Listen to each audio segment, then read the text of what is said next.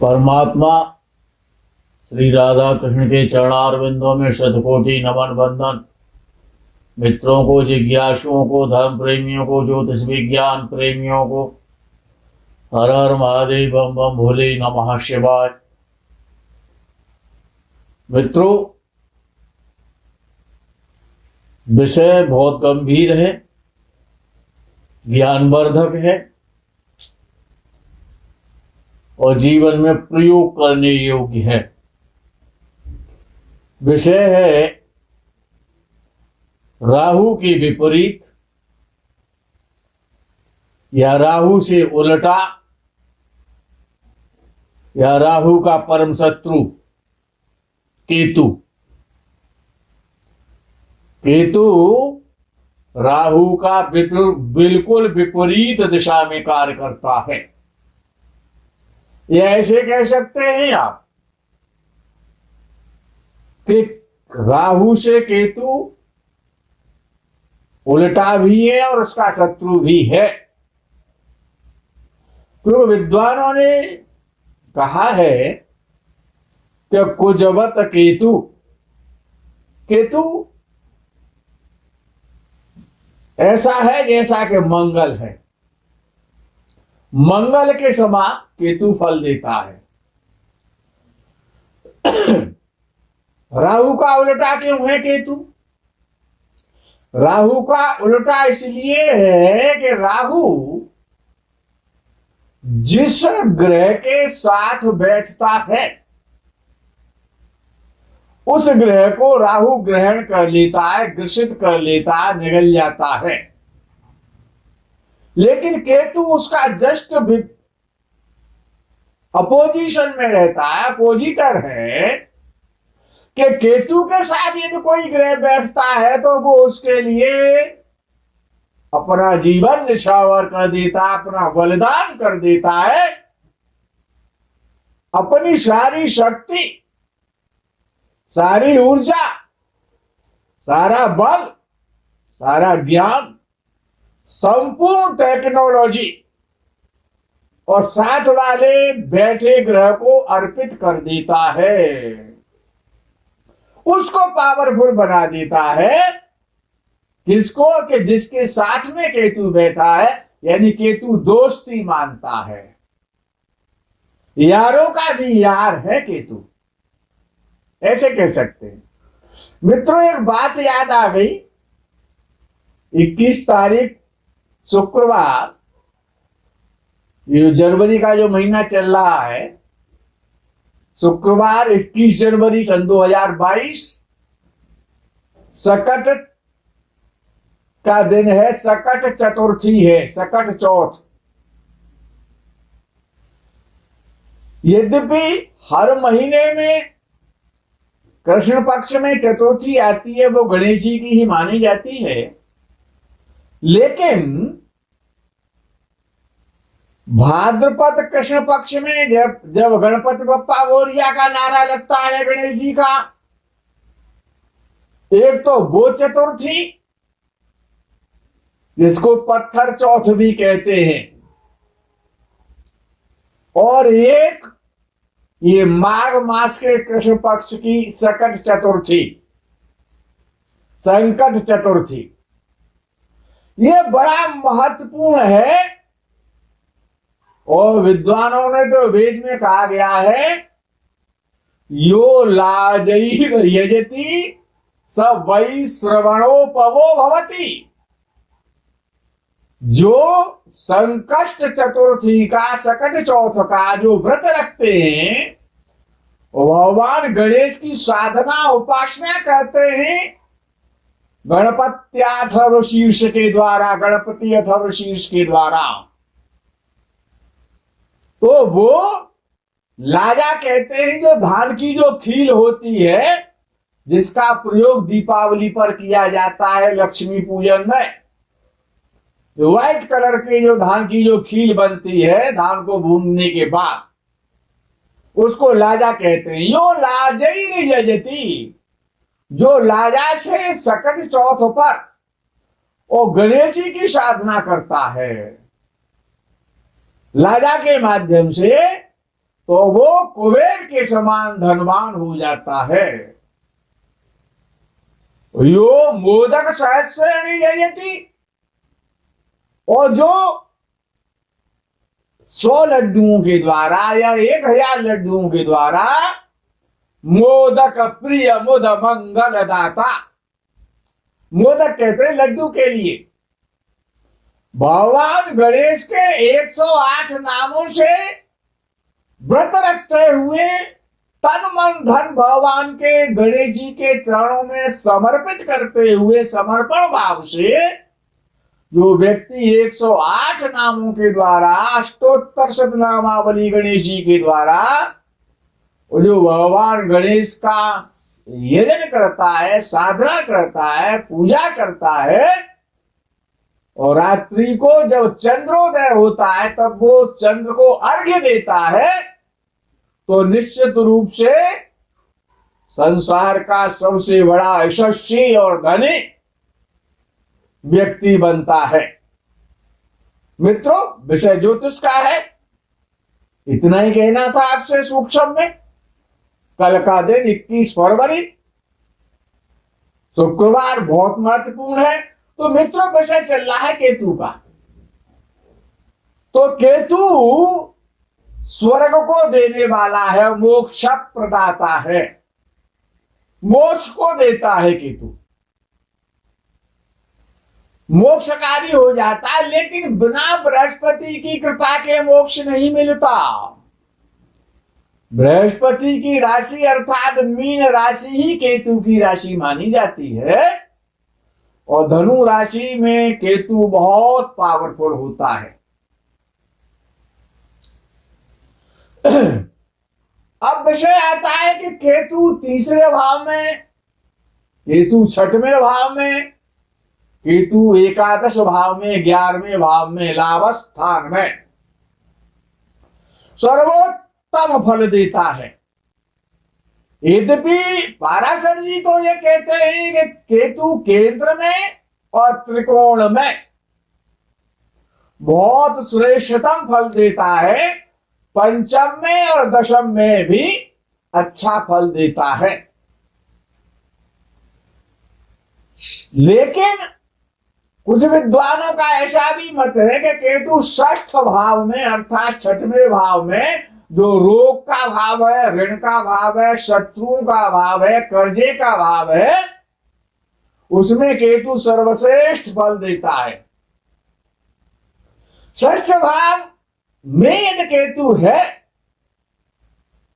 और वृश्चिक राशि का है या धनु राशि का है, याद रखना वृश्चिक राशि का केतु या धनु राशि का केतु मतांतर से दोनों ही उच्च के माने जाते हैं। केतु ऐसा वरदान देता है, छठवें भाव में बैठा हुआ केतु ऐसी कीर्ति देता है, ऐसा धनी बनाता है, ऐसा यशस्वी बनाता है कि जीवन पर्यंत कभी ना समाप्त होने वाली कीर्ति और धन प्रदान करता है, जो जीवन में कभी समाप्त ही ना हो। आए राम गए राम नहीं, जो जीवन में कभी समाप्त ही ना होता हो। जहां तक बीमारियों से और चिंताओं से मुक्त हो जाता है। सर्वाधिक उत्तेजक वाद विवाद एवं चर्चा में रहने वाला, दूसरों का कमेंट कसने वाला, किसी न किसी वाक्यों के कारण और वो चर्चा में रहता है, उसका लोग नाम दिन रात याद रखते हैं। चिंताओं से मुक्त कर देता है। अब सबसे बड़ी चिंता तो ऋण है। ऋण से बड़ा कोई शत्रु नहीं है, ऋण से बड़ी कोई चिंता है ही नहीं मित्रों। तो केतु चिंताओं से मुक्त करता है, और बीमारी तो बहुत बड़ी चिंता है, वो तो धन से भी बड़ी चिंता है। सबसे महत्वपूर्ण सुख तो शरीर का सुख है, और बीमारी लग गई तो शरीर का सुख खत्म हो गया। तो बीमारियों से मुक्त करेगा और चिंताओं से मुक्त करेगा, और अपने जो भी उसके जो सगे संबंधी होते हैं उनसे बहुत प्यार मिलता है, उनसे बहुत मधुर और श्रेष्ठ संबंध रहते हैं। उदार हृदय का होता है ऐसा जातक, परोपकारी, सॉफ्ट नेचर का, कार्य में दक्ष होता है, हर कार्य को बड़ी बुद्धिमानी से, बड़ी सलीके से और शालीनता के साथ में करता है। और ऐसा जातक सम्मानित होता है समाज में, यशस्वी होता है और पद प्रतिष्ठित होता है और बहुत सारा धन जीवन में जातक के साथ, जातक के पास रहता है।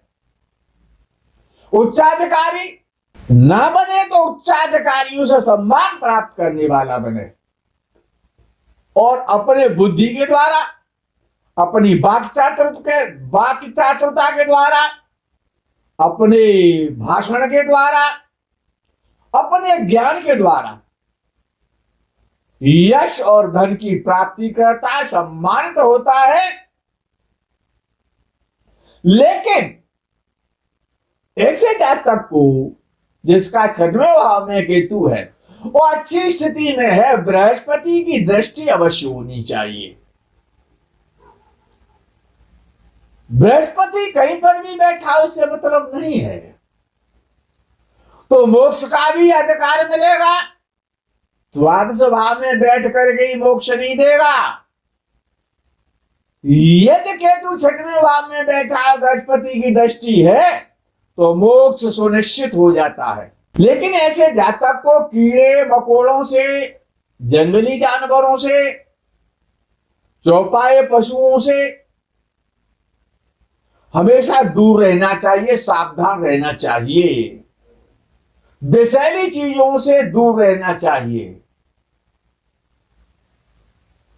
कृतज्ञ सेवकों से, कृतज्ञ, जो कृतज्ञ सेवक हैं उनसे जरा बच के रहना चाहिए। कृतज्ञ सेवक कैसे होते हैं? ये शास्त्र तो ये कहता है कि कृतज्ञता सबसे बड़ा अपराध है, सबसे बड़ा दोष है।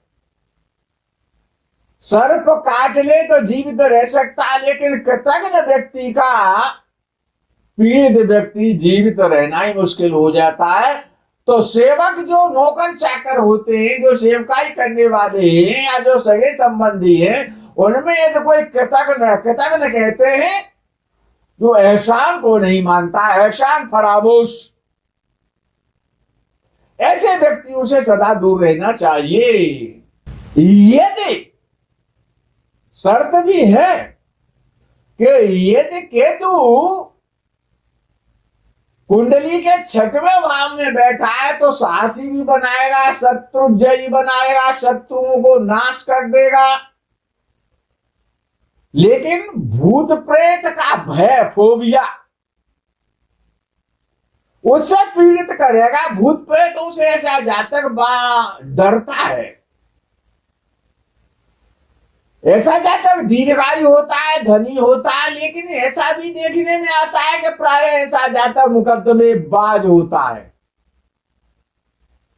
ऐसा जातक प्राय ऐसा जीवन में शरीर कष्टों में ऐसा कष्ट महसूस करता है, उसे जातक को फीवर समय समय पर ज्यादा अधिकांशतः होता है, लेकिन वो जल्दी खत्म भी हो जाता है। जो भी रोग होता है बहुत शीघ्रता से खत्म हो जाता है। 6वें भाव का बैठा हुआ केतु मामा और मौसी से शत्रुता करा सकता है, यानी मामा मौसी के लिए 6वें भाव का केतु अच्छा नहीं माना जाता है।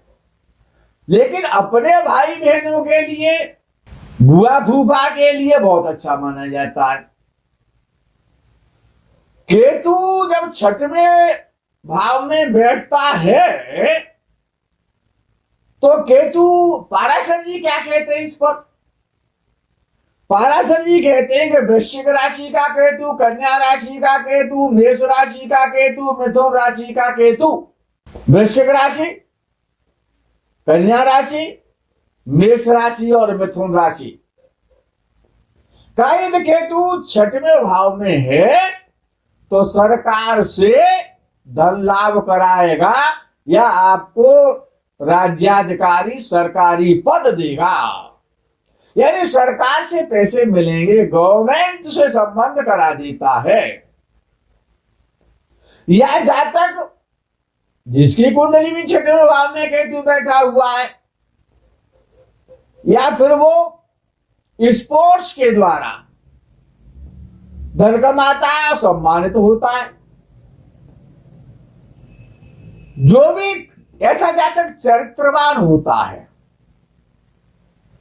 प्रसन्न रहने वाला होता है, तेजस्वी होता है, बहादुर होता है, और कोई भी काम करता है साहस के साथ करता है, बुलंदी के साथ करता है और दीर्घायु होता है। यदि केतु पीड़ित है, छठवें भाव में है या 12वें भाव में है, ध्यान रखना, उच्चकारी क्यों ना हो, तो ऐसे जातक को ऋण रूप में, कर्जा के रूप में दूसरों को पैसे नहीं देने चाहिए। ऋण स्वरूप उधार दिए गए धन की वापसी में बहुत ज्यादा परेशानियां आती हैं, या धन की बेईमानी हो जाती है, धन मिलता नहीं है। यदि केतु खराब है और पीड़ित हो रहा है शनि के द्वारा, या अन्य किसी ग्रह से पीड़ित हो रहा है, या मृतावस्था में बैठा हुआ है, या जो राशियां बताई गई हैं इन राशियों में नहीं है, शरीर कष्ट भी देगा, चोट भी देगा, और मित्रों से धोखेबाजी कराएगा, विश्वासघात भी करा देगा, मित्रों से वियोग कराएगा, तनाव देगा, टेंशन देगा और रोग भी देगा। ऐसे जातक को हथियार से चोट लगने का ज्यादा भय रहता है, तो हथियारों से, चौपाए पशुओं से सदैव सावधान, जंगली पशुओं से सदैव सावधान, इस प्रकार के जातक को रहना चाहिए। और वाहन को बड़े संभाल के चलाना चाहिए, नहीं हाथ और पैर दोनों ही वेल्डिंग कर देता है। और केतु बड़ा प्रसिद्ध है बवासीर का रोग देने में, छठवें 8वें जब में बैठता है तो केतु बवासीर का रोग यानी गुदा संबंधी रोग और चेहरे संबंधी रोग और दांतों के रोग तो देगा ही देगा, ये केतु खराब है। तो मित्रों, केतु की जो दशा है वो 7 वर्ष की होती है। केतु मोक्ष का कारक है और अध्यात्म का कारक है। ये देख, केतु में एक विशेषता है, केतु ये पाराशर जी कह रहे हैं,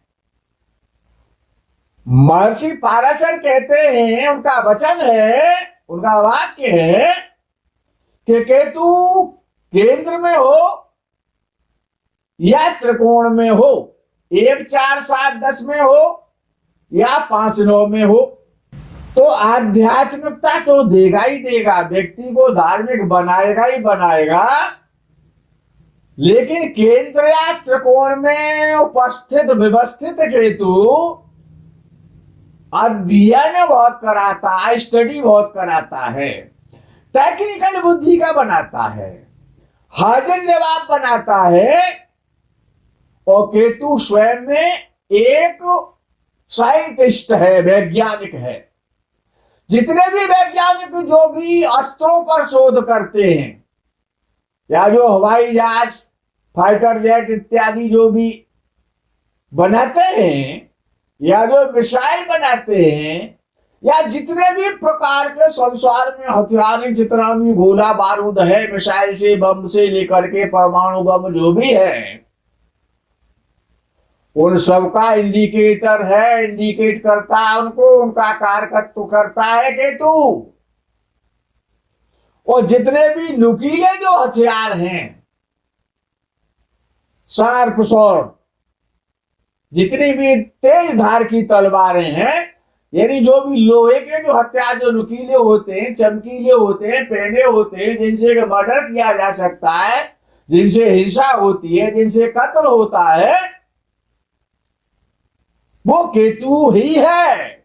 जितने भी हथियार हैं, चाहे वो काटने वाले हैं, चाहे वो अग्नि उत्पन्न करने वाले हैं, वो केतु ही है। और जब तृतीय भाव में जब केतु बैठता है तो कहता है बेटा रक्षा विभाग में चले जाओ, पुलिस में चले जाओ, फायर डिपार्टमेंट में चले जाओ, अग्निशमन डिपार्टमेंट में चले जाओ।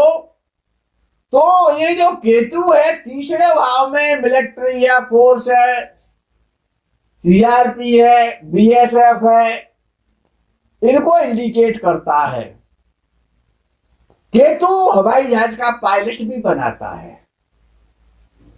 केतु जनरल कर्नल से लेकर के और हवाई जहाज का पायलट भी बनाता है। और केतु बहुत बड़ा मैजिशियन है, जादूगर है। जितने भी प्रकार का मैजिक होता है वो भी स्वयं अपने में केतु ही है। ये जो केतु तीसरे भाव में, छठवें भाव में और 11वें भाव में, केंद्र में और त्रिकोण में, बात यहां आ गई। बात दूसरे भाव की नहीं आ रही, बात 12वें भाव की नहीं आ रही, बात अष्टम भाव की नहीं आ रही, बात आ रही है 3, 6, 11 और केंद्र और त्रिकोण।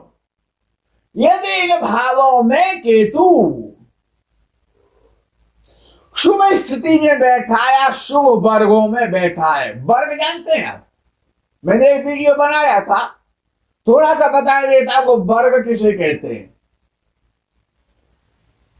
16 वर्ग होते हैं जिसमें के 10 वर्ग प्रचलित है,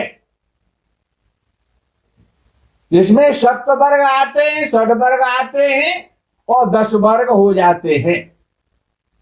तो जो ग्रह, जैसे कि केतु किसी का वृश्चिक राशि में बैठा हुआ है या मेष राशि में बैठा हुआ है, वो केतु नवांश कुंडली में भी उसी राशि में रहता है, होरा कुंडली में भी ये उसी राशि में रहता है,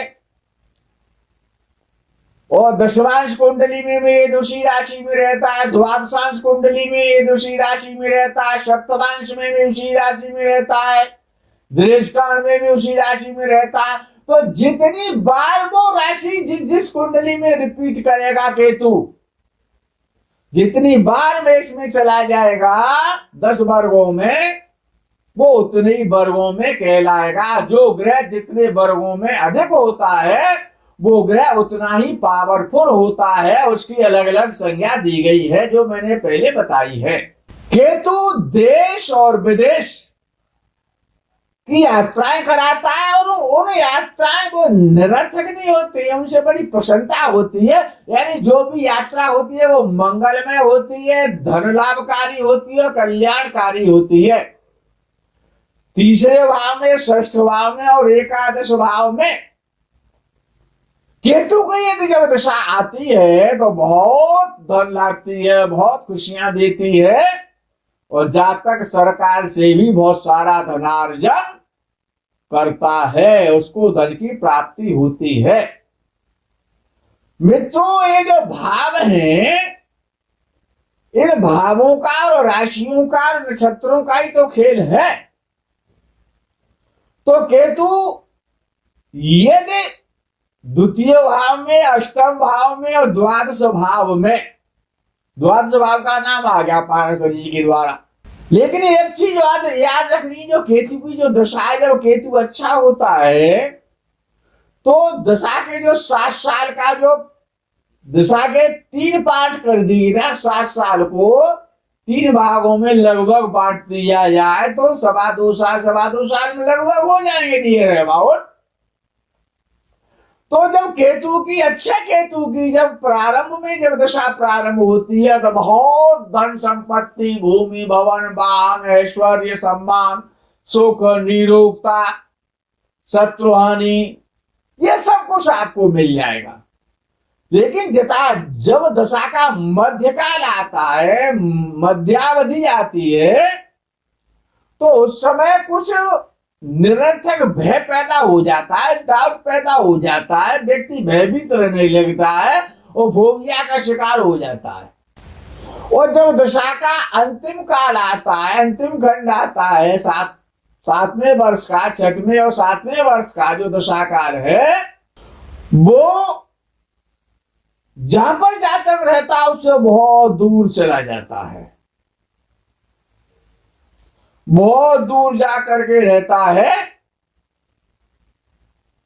और प्राय जातक बीमारी का भी शिकार हो जाता है। दूसरे अष्टम द्वादश भाव में बैठकर केतु यदि अशुभ ग्रहों से पीड़ित हो रहा है, अशुभ स्थिति में है, नीच राशि का है या मृत अवस्था में है, द्वितीय दृष्टि उसकी खराब हो रही है, तो अपने सारे सगे संबंधियों से संबंध खराब हो जाते हैं। और ऐसी जो दशा है, द्वितीय अष्टम और द्वादश इन भावों की जो दशा है केतु की, तो एक तो भू संपत्ति का, जमीन, मकान, फ्लैट, प्लॉट, इन सब का नाश करती है, इन सब की हानि होती है, धन की भी हानि होती है, और व्यक्ति तनाव और रोग से ग्रसित हो जाता है। धोखा लोग बहुत देते हैं, उसके साथ विश्वासघात ज्यादा होता है, और कृतघ्न लोग मिलते हैं, शांत फरामोश मिलते हैं, अपना काम निकालते हैं, मतलब निकल गया तो पहचानते नहीं, वो जा रहे हैं ऐसे जैसे हमें जानते नहीं। मित्रों, धोखे से बचिए और दांतों के रोग भी से बचिए। दांतों के रोग भी देता है केतु, पैर में दर्द देता है, पैर में कष्ट होता है, और प्राय ऐसा देखने में आता है कि जो राइट पैर होता है उसमें कष्ट होता है। मित्रों, केतु सामान्य ग्रह नहीं है, समय का अभाव है, लंबा वीडियो आप देखना पसंद नहीं करते, बोलने को तो बहुत कुछ होता है, लेकिन क्या करें, आप सुनना नहीं चाहते, इसीलिए कोशिश करते हैं छोटा वीडियो रहे। तो मित्रों, केतु को यही प्रणाम करते हैं और आपको भी प्रणाम करते हैं, और विराम करते हैं, विश्राम करते हैं। हर हर महादेव, बम बम भोले, नमः शिवाय, जय गो माता की।